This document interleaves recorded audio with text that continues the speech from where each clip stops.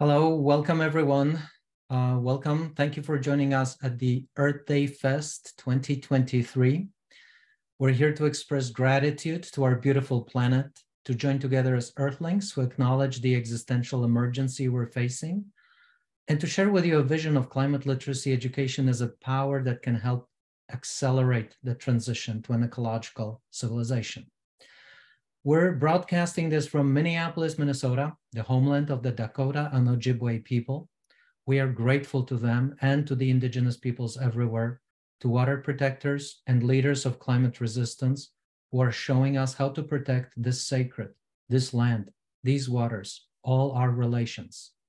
Native peoples' wisdom, stewardship, and earth-centric values continue to inspire our vision of what an ecological civilization is like. We're thankful for their leadership. My name is Marek Oziewicz. I'm Polish-American. I'm professor of literacy at the Department of Curriculum and Instruction, and I'm director of the Center for Climate Literacy. This is the first Earth Day Fest we celebrate as a center, and I promise you this is just the beginning of an unstoppable transformation we're helping set in motion. Imagine the world we can create with education focused on nourishing values, attitudes, understandings, and behavioral change aligned with building a just, sustainable, ecological civilization that we all want to see. Imagine a world where you and your children are able to live meaningful, fulfilling lives without harming the planet. Imagine we are not implicated in earth-destroying lifestyles, as is the case today. Imagine that we live in harmony with the flows that support all lives, bugs, birds, plants, everything as our kin, fellow earthlings. And imagine a world where all systemic drivers of the climate emergency, from wealth inequality to industrial pollution and global warming, all of these are confronted and eliminated. If you can imagine this world, let's move the slide ahead. If you can imagine this world, you'll realize, and the next slide, please. Yes, you'll realize that to achieve it, we need to transform our education. We need education that helps us become good earthlings, good ancestors, good kin, and good stewards. This learning needs to be at the heart of what we teach in schools, from kindergarten all the way to high school, across all subject areas in all schools everywhere. This is how we create a climate literate society. And this is our mission at the Center for Climate Literacy. The center was founded in May 2022, building on informal grassroots work by a cooperative of teachers and educators. We are the first academic center in the world dedicated to developing research, training, and design solutions for climate literacy education in K-12 classrooms. We're the first climate action organization of disciplinary experts in education and focused on transforming education specifically. We are the first organization in the world to promote a holistic understanding of climate literacy, and we're unique in our methods and toolset. Our goal is to transform education from within by empowering teachers to do this work in their classrooms. Throughout this session, you will hear more about our different projects and how you can join this collective effort, because it needs to be a collective effort, something we can do together, academics, researchers, teacher educators, and millions of classroom teachers. We are experts and leaders in the field of education. We know how it works. We know what it needs. It's our chance and responsibility, really, to lead the change in our field. The Earth's future depends on teachers, on the quiet, ecocentric revolution we can each advance in our classrooms. Before we delve into details, I want to thank everyone who has supported the center, Dean Michael Rodriguez and the senior leadership team at the college, Dr. Martha Bigelow, CNI department chair, Molly Benzik and our departmental admin staff, Lucas Havens and other development officers at the college. I want to thank my colleagues, faculty fellows at the center, my colleagues who serve on the editorial collective for the journal Climate Literacy and Education, my colleagues who serve as editors at the Climate Lit Project, our leadership team, Nick Cleese, Bart Thies, Alex Panos, and our wonderful undergraduate staff whose dedication to this work is stellar. I want to give special thanks to our teacher fellows, our first cohort this year.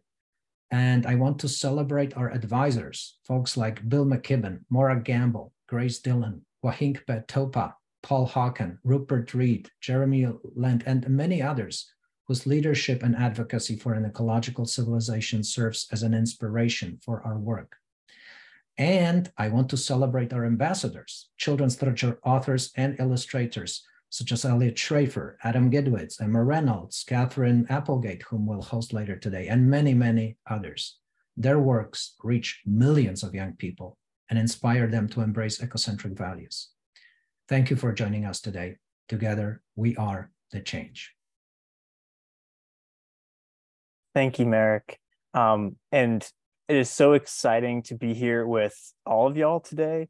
And in addition to the expressions of gratitude that Marek offered, I want to say thank you to everyone who's joining us today as well. It's a Friday afternoon here in Minneapolis. It's a Friday evening if you are elsewhere in the world. We appreciate the time that you're giving to us this afternoon. Not only is this fest an expression of gratitude, but it's a celebration. We're here to celebrate our Earth, celebrate the community that we're bringing together, and celebrate the work that we do. So what you will hear in the next hour or so is a few different iterations of the celebration. First, we'll celebrate the stories we tell to imagine a better, more ecocentric world for ourselves. We'll have a read aloud. Then we'll celebrate our work, and you'll hear from the folks making this work happen. We'll celebrate our authors. Katherine Applegate will make an appearance, and we'll be in conversation with her. And lastly, we'll celebrate our Earth, our home. This fest is also interactive. So in the chat, you've already received a link to a Jamboard that will be the platform through which we can be in community with one another through this webinar. You can also use your smart device to scan the QR code on your screen or use the Z link on the left-hand side of your screen. We do also have closed captions, which you can access through the toolbar through your Zoom window. Thank you for being here today. And because we are the Center for Climate Literacy, and because we work with stories, we want to start with a read aloud. And I'd like to read from Only One by Deborah Hopkinson and illustrated by Chuck Gronick. And as I read this, I invite you to ask yourselves, what ecological wonders are you thankful for where you are? And what local pathways to climate action do you see thanks to our reading of this book? Here we go. This is Only One. One. Only one. The story starts with one. A long, long time ago, nearly 14 billion years, one tiny speck exploded with a big bang to become everything. We call this everything our universe. Our universe contains so many hot and glowing balls, no one can count them all. To us, they look like small, bright points of light twinkling in the sky. We call these points of light stars. All through the vast sea of space, gigantic clusters of stars light up the darkness. We call these star clusters galaxies. There may be 2 trillion galaxies in the universe, or even more. Some have names that match their shapes, like cartwheel and sunflower, sombrero and tadpole. But only one galaxy is our home. We call our home the Milky Way. The Milky Way contains at least 100 billion stars, and most are so far away we can only see them through a telescope. Even on the darkest night, we're lucky if we can see just 4,000 stars with our own eyes. But during the day, only one bright star shines in the sky. Only one star is close enough to give us warmth and light. We call this star our sun. 8 large spinning balls circle or orbit the sun. We call these balls planets. And only one is our home, our one and only planet. We call it Earth. We call the other planets Mercury, Venus, Mars, Jupiter, Saturn, Uranus, and Neptune. Some have balls called moons that orbit around them. Earth has only one. We call it simply the moon.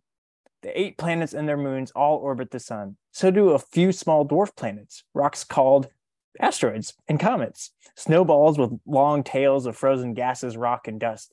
We call the sun and all these swirling, zooming objects our solar system. The Earth has a special layer around it that makes it possible for us to breathe, for rain to fall, and for plants to grow. We call this layer the atmosphere.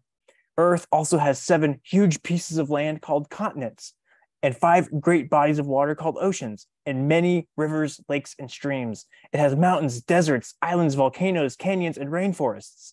8,700,000 different kinds of creatures live on Earth. We call each kind of creature a species.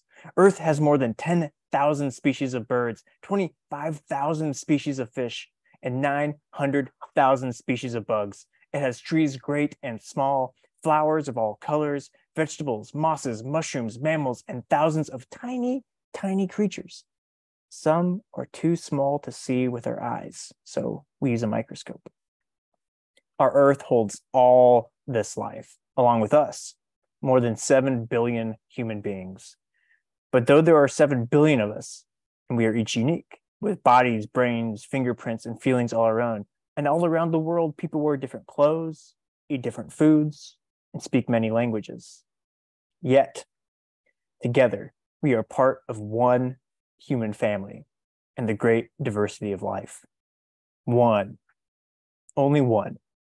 Earth is our one and only planet to care for, love, and preserve. One, only one. The story ends where it began, with only one. That was Only One by Deborah Hopkinson. And we are one community of folks here to celebrate our Earth and celebrate our work. And we're going to hear about the specific projects that we're working on from the folks who are doing that work. And the first that you'll hear from is Dr. Alex Panos. And I won't say much more, but Dr. Panos, go ahead and take it away. Thanks, Nick. Thank you for that joyous reading of such a beautiful book. It made my day. But I'm really grateful for the opportunity to speak with folks today about this new position at the Center for Climate Literacy, which I have the honor of stepping into. Like Nick said, my name is Alex Panos, and I'm an assistant professor of literacy studies and affiliate faculty in measurement and research at the College of Education at the University of South Florida. And what I want to say about research at the center is that it's already actively ongoing. And the center is an active ecosystem where research around climate literacy plays a really essential role. And as part of the work of research in the center, I'm hoping that I can provide some ways to think together as part of this important community around how to structure spaces to grow collaborative research teams that focus on climate literacy, including among the faculty fellows and folks that are already active participants in the center, and seek ways to support teams in identifying funding to address community-driven needs and literature gaps to grow this ecocentric vision, as Merrick so beautifully described. And then perhaps of most importance, structure and find ways to funnel climate literacy research into community engaged and outreach spaces within and beyond the CCCL to work towards that vision of a more ecocentric education model. So I'm honored to be in this volunteer role and to work with as many folks as possible. So I hope that you can go to the Jamboard space and consider how we might also think together about research in the center and what capacities we have to build in that regard. Thank you, Alex. And thank you for being willing to step into this role. I'm super excited to see what comes of it. And Alex, I'm going to have you stay on and invite Lorraine to come on as well to talk about our journal. Hi. Sorry. Hi, it's lovely to be here, everyone. I'm really excited to be part of this as well and to see you all and be here today. And I'm just going to talk very briefly about the journal Climate Literacy and Education. I'm one of the editors for the literature and media team together with Alex and with others. And we're really excited because we've just published our first issue, which you have here. And I'd like to invite everybody to take a look at this and to use the code at the bottom here as well. And one of the things that drew me to climate literature was its mission statement and the importance of creating resources to promote climate literacy in education, and also as a way to show how stories and media can transform and can offer as well hope. And I think this is something that all of us that are here today are probably interested in. And the journal is a peer-reviewed and open access scholarly journal. It's different from other journals as well, as you'll find out if you look at it. It's slightly shorter, it's more accessible as well. And it doesn't really matter if you're a teacher, if you're a scholar, or if you're a new writer.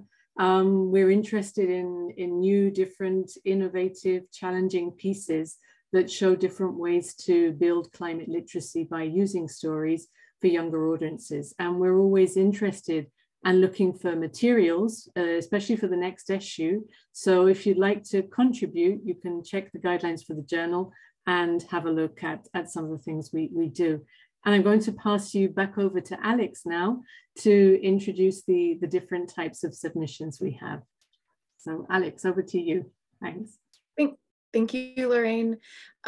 Yeah, we're really excited that the first issue is out and taking submissions for issue 2. And those submissions that you can consider sharing with us and amplifying the messages of what you're already doing in your various spaces and communities are around curriculum. So sharing reports about innovative practices happening in real classrooms, and the wonderful team that guides the curriculum section of the journal will be happy to communicate with you about what that might look like. We also take reflections on an issue or theme that you've encountered within your pedagogical practice, or critical essays, which are about arguments within climate literacies and exploring the pedagogical implications for those issues. This often takes the form of a shorter bite-sized chunk of maybe scholarship or research. And then we are really excited to be working with the University of Minnesota Libraries to be able to host creative and multimodal pieces of art that students create, that scholars create, that folks who are just like living their lives as artists create, and finding ways to bring that creative and multimodal sense making to classrooms. So finding those pieces and sharing with us in the journal would be something we're excited to work with you on. Please submit things for issue 2. Lorraine, anything to add? No, I don't think so. I think that's about it. I don't know if we had another slide behind this one. I can't remember, but that's it. Okay, that's it then. So thank you very much, everyone, and we look forward to receiving your pieces. Thank you. Thank you, Alex and Lorraine. And an extra thank you to you both for zooming in from different time zones. And Alex is zooming in from Florida, Lorraine is zooming in from Spain, which goes to show just the scope of this journal and its editorial team and its vision. So thank you both. And next up, we're going to hear from Lexi to talk a little bit about Climate Lit. Lexi, take it away. Hi, my name is Lexi. I am a content creation assistant for the Center for Climate Literacy. And this slide is basically showing what the Climate Lit is about, like our mission. And one of our main visions is to see climate literacy as a narrative competence of developing attitudes and values aligned with how we should live to respect to our planetary home. Basically, just teaching people how to interact with their planet, how they can use it in their everyday lives. And of course, our central focus is on the transformative potential of stories. We believe that stories are a great way to encourage people to learn about climate literacy in a more fun, engaging manner. And our goal is to provide all educators with the resources, strategies, and curriculum material to put climate literacy at the heart of young people's educations, basically starting children young in schools, them learning about climate literacy and climate change in general. So this slide is basically showing us what we have been working on the past year and what have for the future. So since last Earth Day, we have expanded our database by quite a bit. We have 20 new literature entries and 1 new glossary entry. And you can see the literature entries on the right. I believe this brings us to a total of 46 literature entries and 12 glossary entries, which is great. And within that, over the past year, we have had 16 different people help in the process of writing and creating these entries. We are, of course, very, very grateful for all the hard work that everyone has been putting into these climate-lit contributions. Now, our current goals include, obviously, creating more entries for the site. Also, this year, we're putting a stronger focus into the organization of our database system. Right now, we're experimenting with Google Tables to help manage all our entries. We want to be able to have a better and clearer system for tracking everything, mostly figuring out things like which entries are being written, which ones need to be edited, which ones still need to be uploaded to the site, and other things like that. And along with that, one of our top priorities for next year is to create some type of public-facing interface that would have a list of all the titles that we currently have available. We really want to make the process of contributing to an entry as smooth as possible for users. So we're looking into ways that would make it easier for people to search for and claim which titles they want to work on. Thank you, Lexi. And Lexi, you spoke to the need to do climate literacy work as soon as possible, really early on. And you, Lexi, came into this project as early as it could be, right at the beginning. And no one knows more about the nuts and bolts and the logistics of the back end than Lexi does. So thank you for all you do. And speaking of folks who know a lot about what they do, next up we've got Barb and Sean to talk about development. Barb and Sean. Thanks, Nick. This past fall, we were really excited to participate in our first Give to the Max Day, which is an annual statewide fundraising event here in Minnesota. And thanks to the generosity of our donors, many of whom are here with us today, we were able to raise $4,243, which is nearly enough to support 2 teacher fellows for an entire year of professional and curricular development. And also these past few months, the development group here at the center worked with the College of Education and Human Development to make a flyer, which Barb will drop a digital copy of in the chat. The flyer works as a quick way for us and our allies to share information about supporting the work of the center, so please feel free to share it with whoever, whenever. And then earlier this month, we hosted the Climate Literacy Town Hall event in collaboration with the University of Minnesota Foundation to familiarize our community with the center, to showcase our vision, current projects that we're working on, and goals for the coming years to those who might be interested in supporting our work.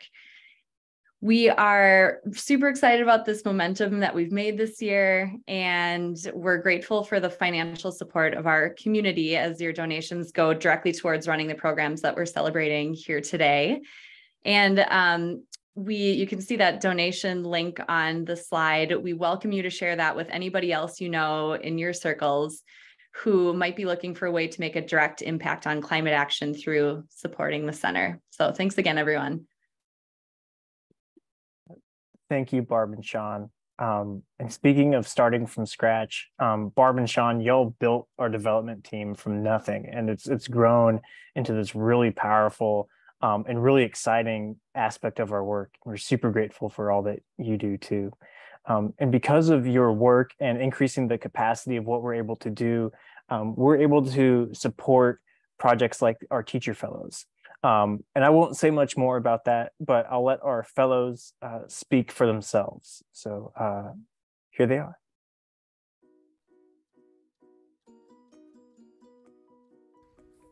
Hi, I'm Luke Glidden. Hi, I'm Dongmei. Hi, my name is Abby Hartzell. Hi, 你好，大家好，我是 Joseph Lin. My name is Zach Johnson. I'm teaching 9th, 10th, 11th grade math at Lila Lakes International Language Academy. I teach Chinese in St. Paul Public School. I'm a botany and introduction to education teacher at Columbia Heights High School. I'm a science educator with Anoka Hennepin School District. I'm a 9th grade English teacher at Fridley High School. I'm part of the first cohort of Climate Literacy Fellows. And I'm the first cohort of Climate Lit's Fellowship. And I'm a fellow in the Center for Climate Literacy's Teacher Fellowship Program this year. I'm excited to be a member of the first cohort of the Climate Literacy Teachers Program. As a science teacher, I understand how paramount it is for students to have an understanding of how the climate crisis is going to affect their future. 他们现在正在学关于中国沿海地区的这种气候变迁。 The reason I'm teaching Climate Lit in the math classroom is because I like to have my kids to come up with a better and creative solutions to deal with climate change. I think it's really important to teach climate literacy in the English classroom because climate change is often seen from a scientific perspective with numbers, but when you bring it into an English classroom, you see it as a human social problem. The science of climate change is pretty straightforward.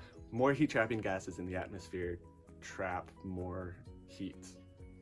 And that's where a lot of climate education starts and stops, without grappling with the societal drivers that enable that climate change. If we are to solve climate change, we need to understand it from the perspective of stories. And when students learn about climate change through stories, they build connections with the natural world. Our brains run on stories and symbols and glucose. So rather than solely relying on data, I'm hoping to help them to come up with a more like critical ideas on how to read data. My students are designing lessons based on how to have difficult conversations with people that might not necessarily believe in climate change. My students are learning the impact of climate change on China's sea. If we are to teach students about climate change through stories, they're going to build connections with the natural world.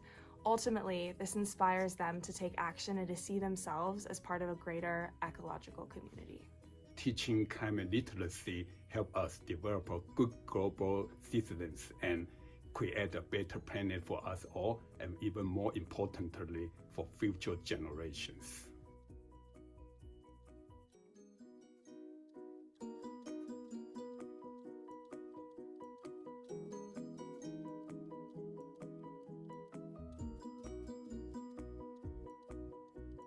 We are the Teacher Fellows.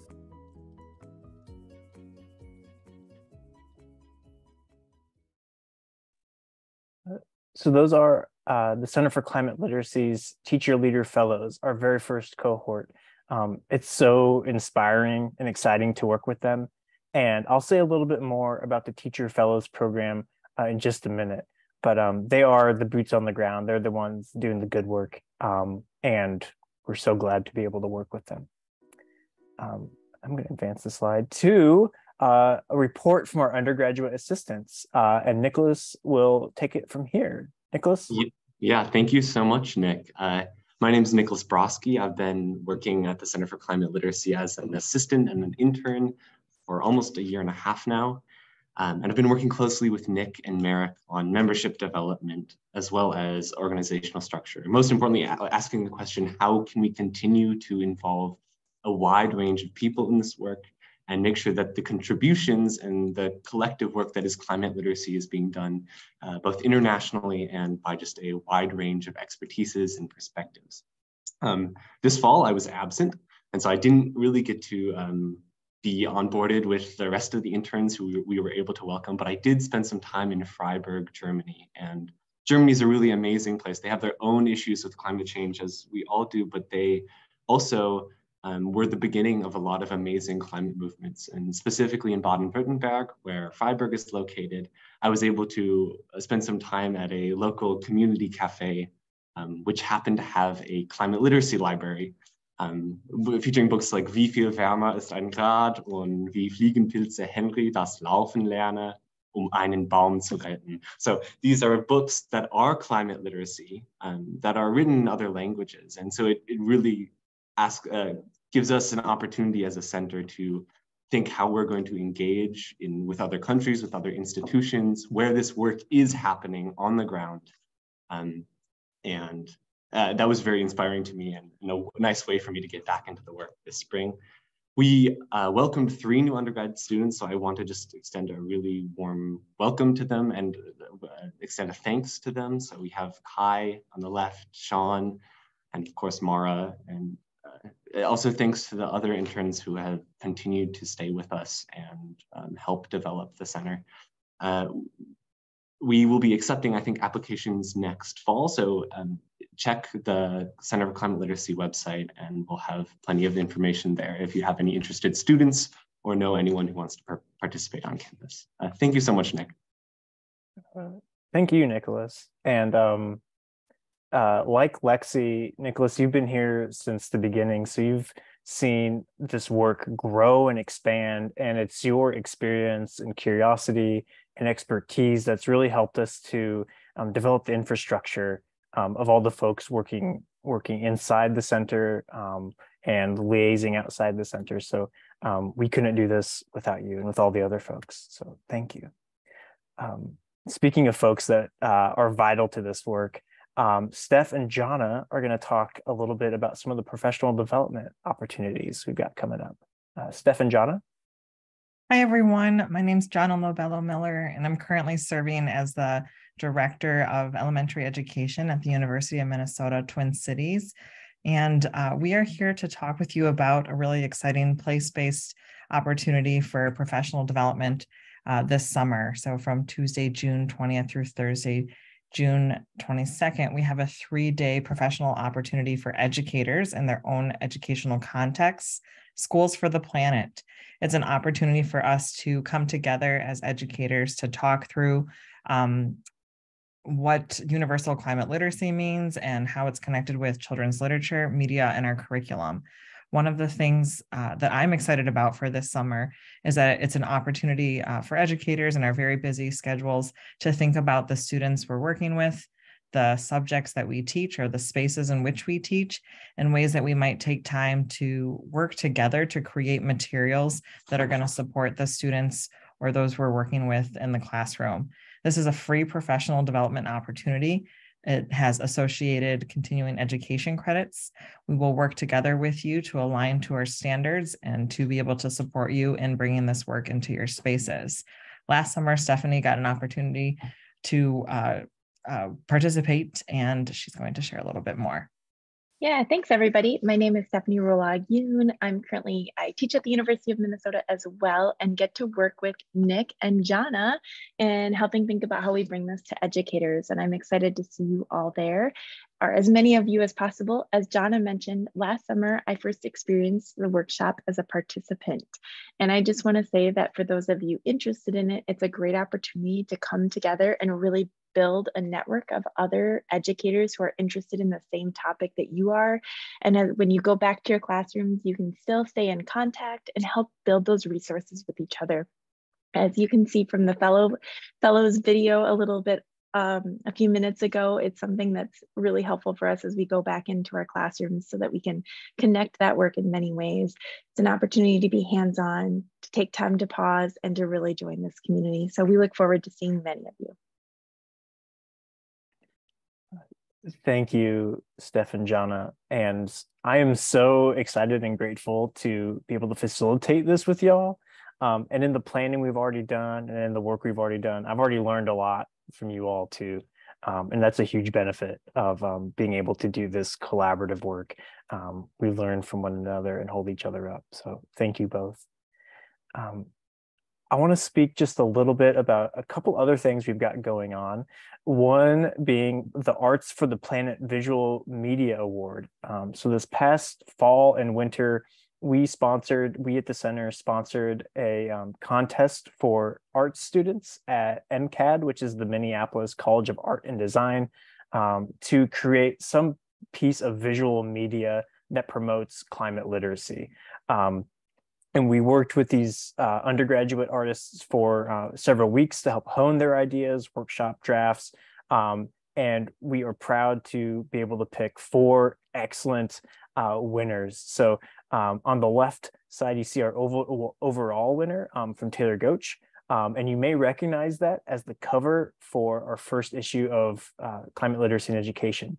And then Olivia Gibson, Juliana Olave, and Brianna Hickmont were honorable mentions.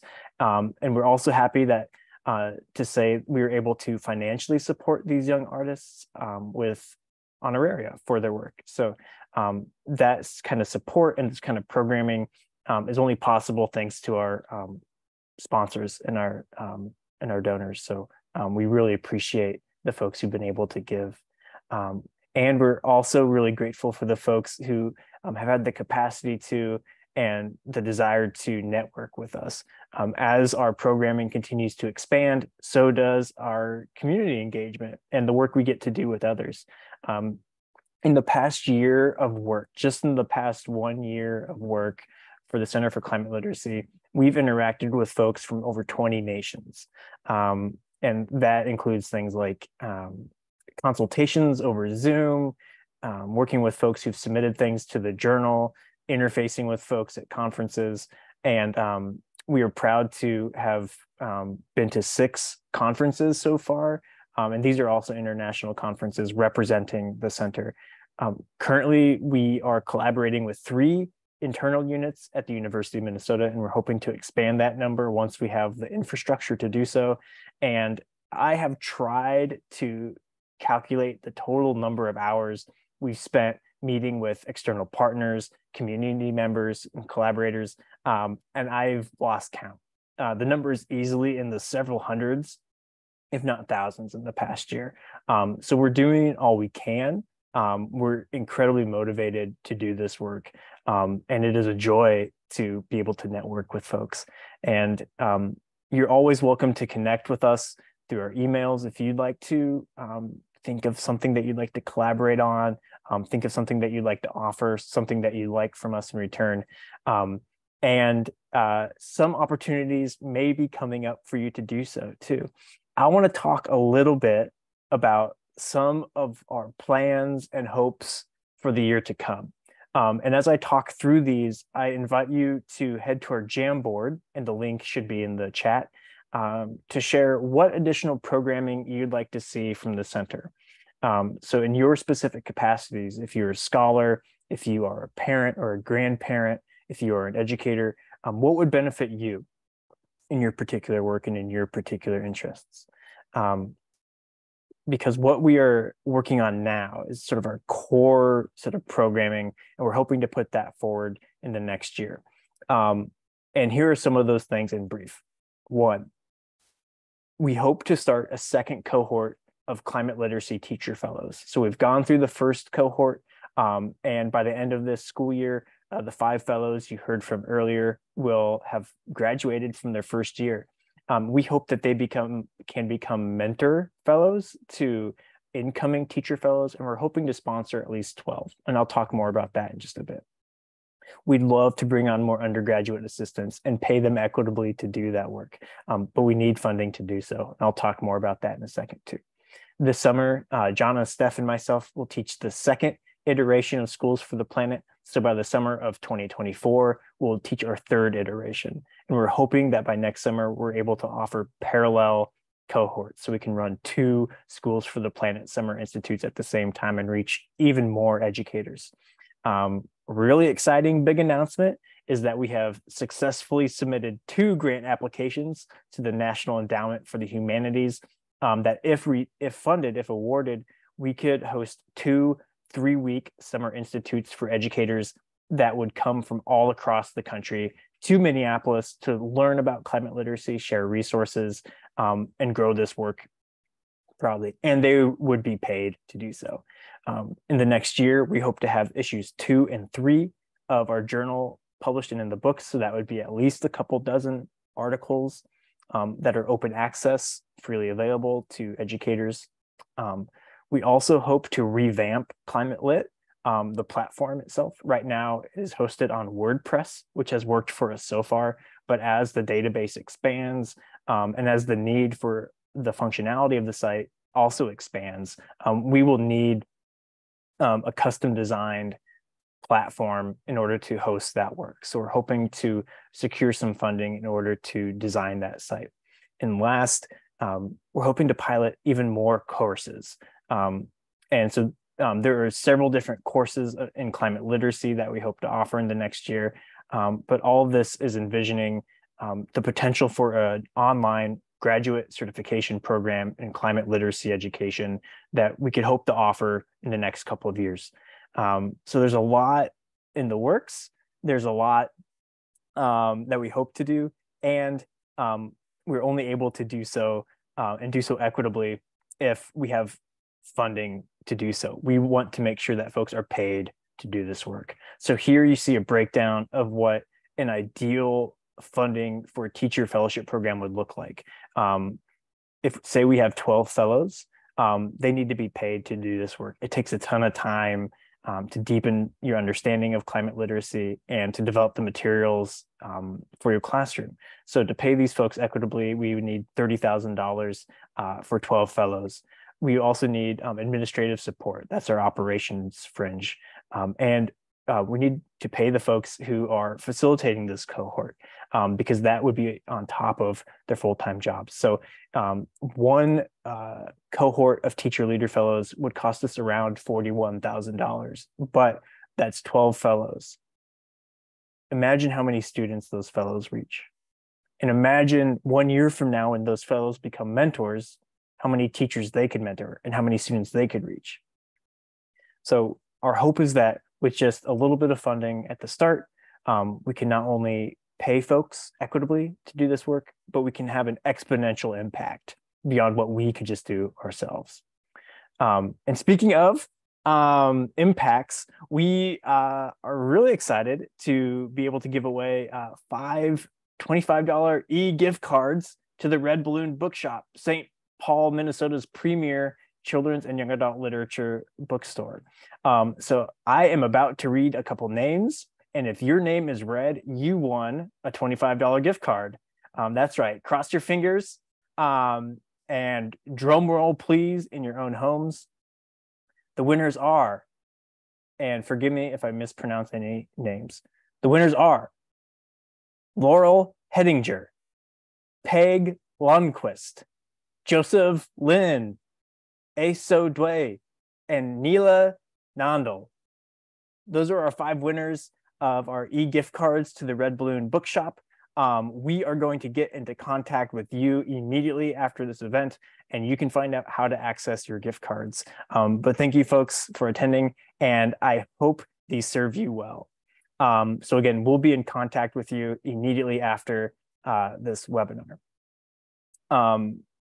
Speaking of literature, speaking of stories, speaking of books, we're also here to celebrate the authors that offer us those stories. And we're super happy to welcome Katherine Applegate. But I'm going to hand it over to Merrick and Kai to introduce Katherine. Merrick and Kai. Thank you. This is the best job ever. It's my pleasure now to introduce Katherine Applegate. Welcome, Katherine. How are you? I am absolutely delighted to be here and so incredibly impressed by the work you are all doing. Thank you. Thank you.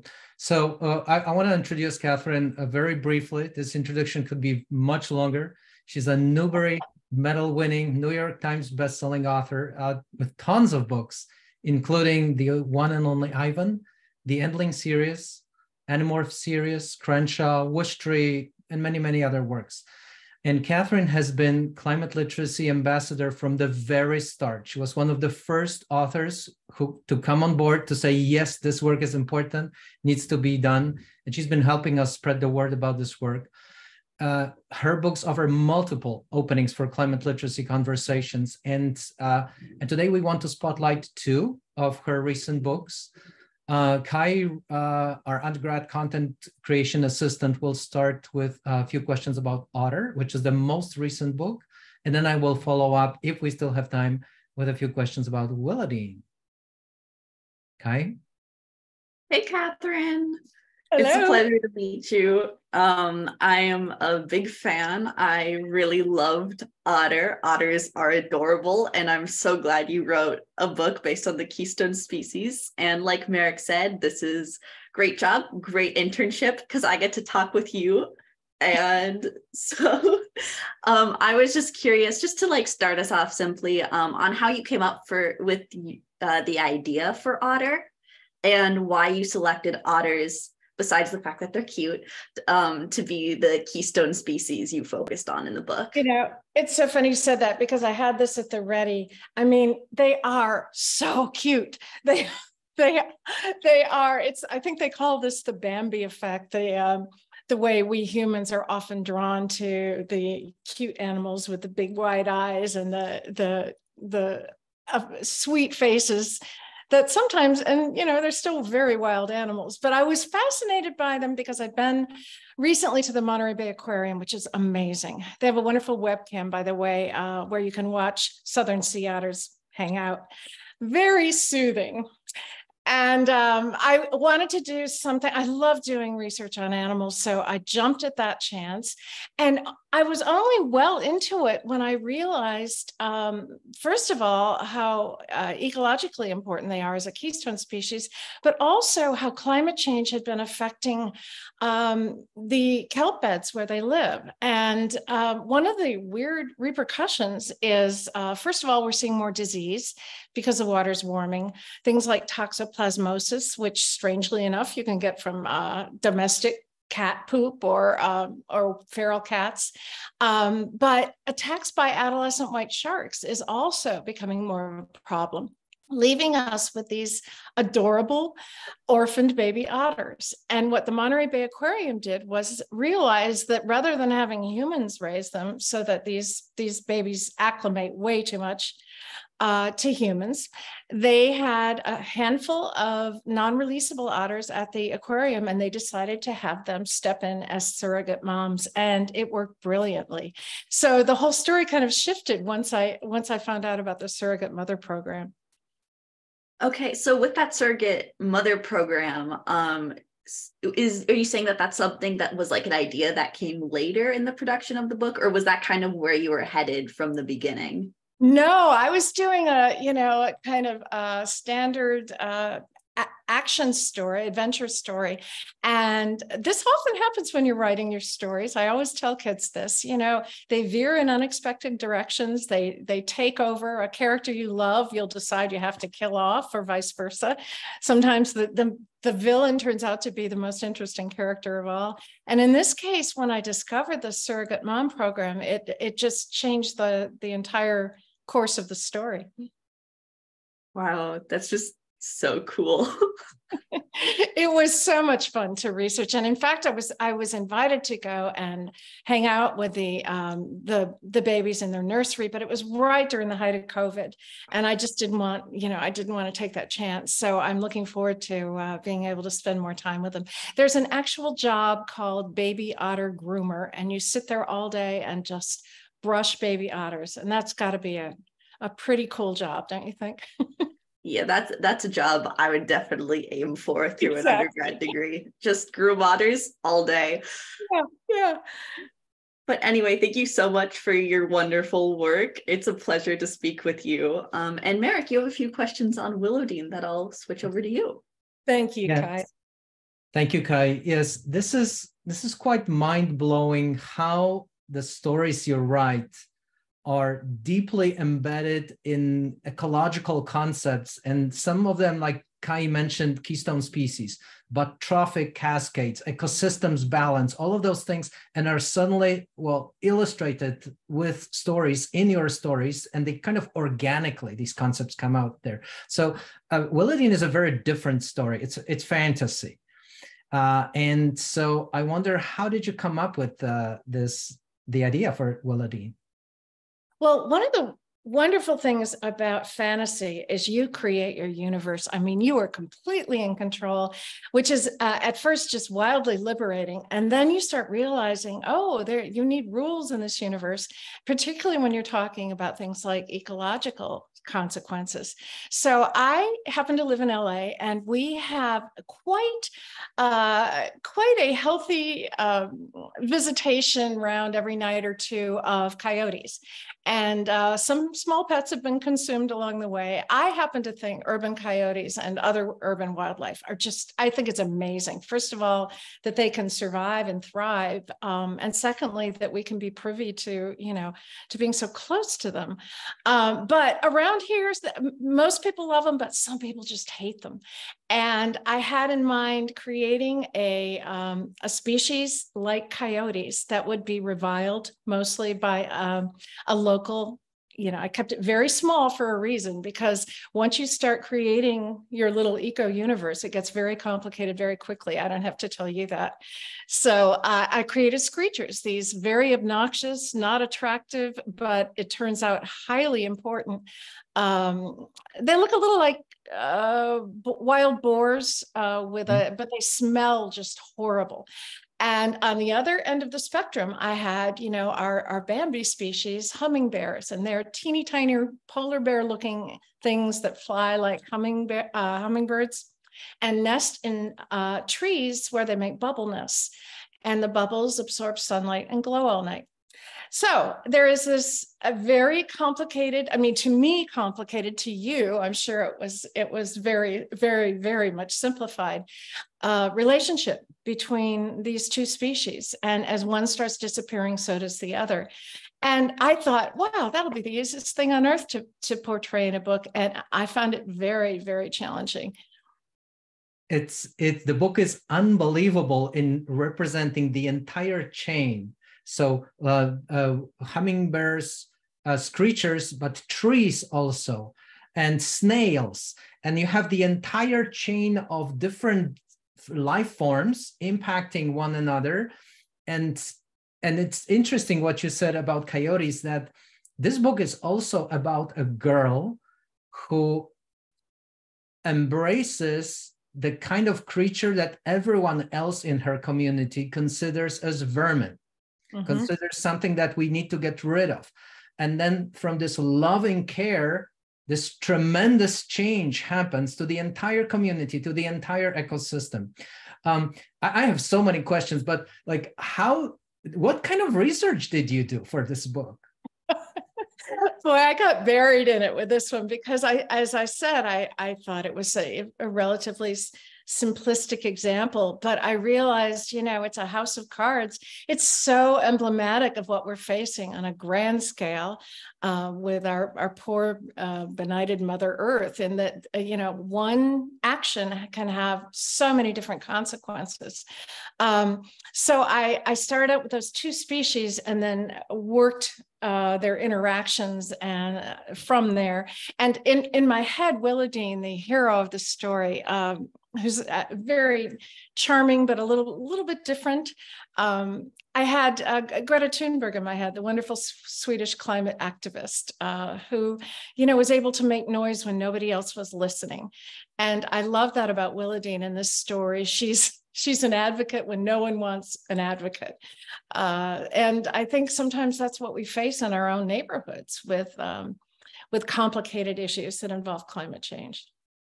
Yes, exactly. Yeah, this whole idea that even a child can make a difference, and a child can be the pebble that starts the avalanche of change in their community. And it starts with care and attention. Like Willadine is represented as this she pays attention to the natural world, to her surroundings. It's just incredible. So I don't even know how we're doing in terms of time, so we should probably stop here. But I just want to, beyond just thanking you for appearing here today, I also want to take this opportunity to thank you, Katherine, for your generous gift for the center, which we received, I think, 2-3 weeks ago. And I'm super excited to say that it will enable us to fund a named undergraduate assistantship in the next academic year. This will be our first such position. We've never had it before. And Kai has been selected as the recipient.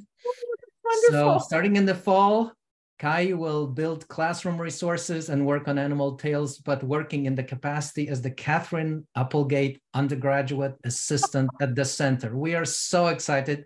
Thank you, Katherine. Thank you so much.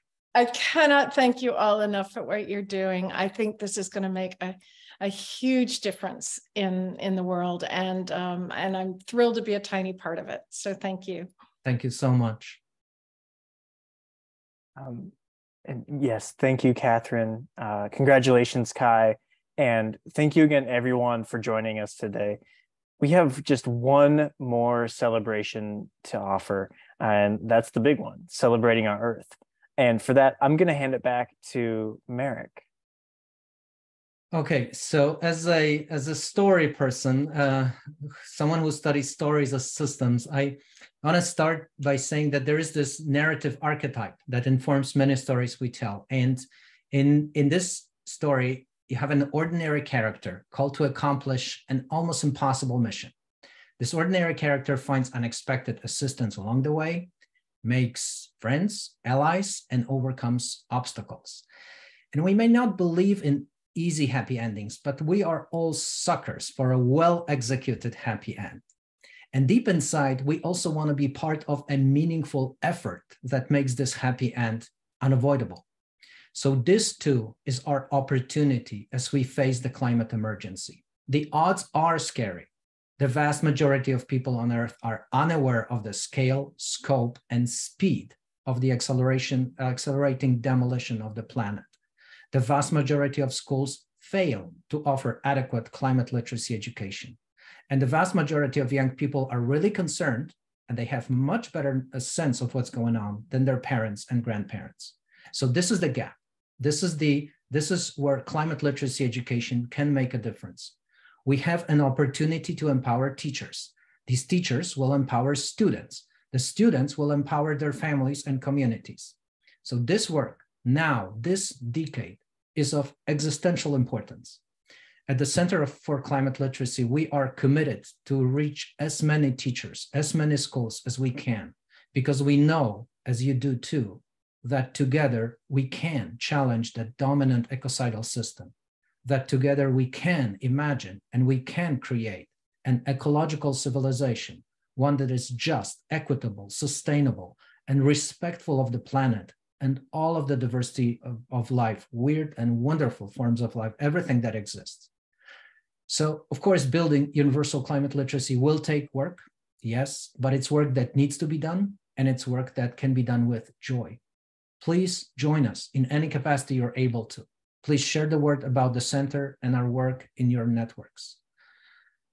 We want to thank you, and we want to thank our beautiful Earth for all her gifts. Thanks for joining us today. We're here because we're thankful. We're here because we fight for all forms of life. And we're here because we want to ensure that future generations will be able to celebrate Earth Day 20 years from now, and then their children 20 years later. And at the most fundamental level, we're here because each day is Earth Day. We hope to see you soon and to work with you. Happy Earth Day, everyone.